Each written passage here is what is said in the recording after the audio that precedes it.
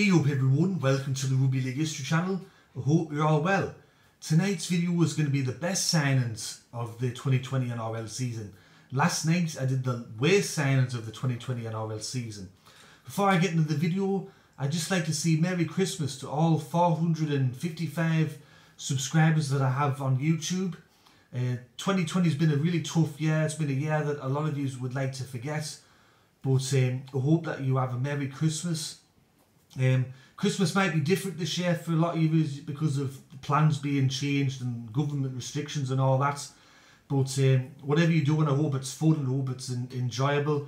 I hope that maybe you're tucking into some pigs and blankets or a plump Christmas goose or turkey or Yorkshire puddings.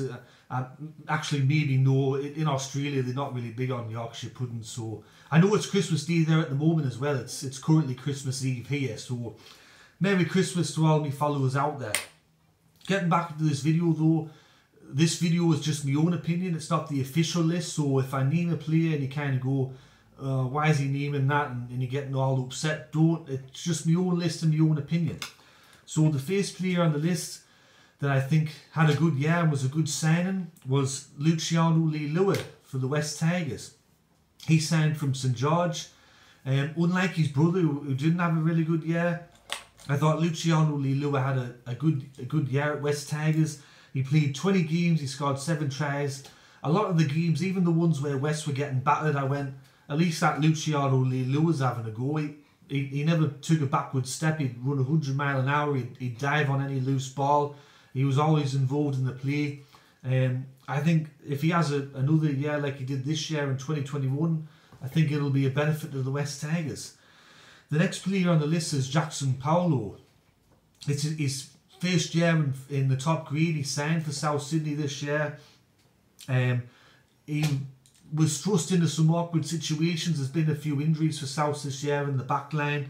And he come in and he played 13 games, including all the finals games. I thought that he handled himself quite well. I thought that for someone that hasn't played the top grade before, he did a good job. So Jackson Paulo's in there as well. The next two players are from Penrith. So Kurt Keatwell, he signed for Penrith from Cronulla. He filled in a number of positions this year. I thought he did a really good job. Obviously, the grand final and all that didn't go the way that Penrith wanted it to, but his good form ended up getting him a Queensland shirt. So I thought Kurt Keatwell was a good, handy signing for Penrith. The next player on the list, I thought, me personally, I think he's the signing of the year. Apasai Coruscant. He signed for Penrith from Manly.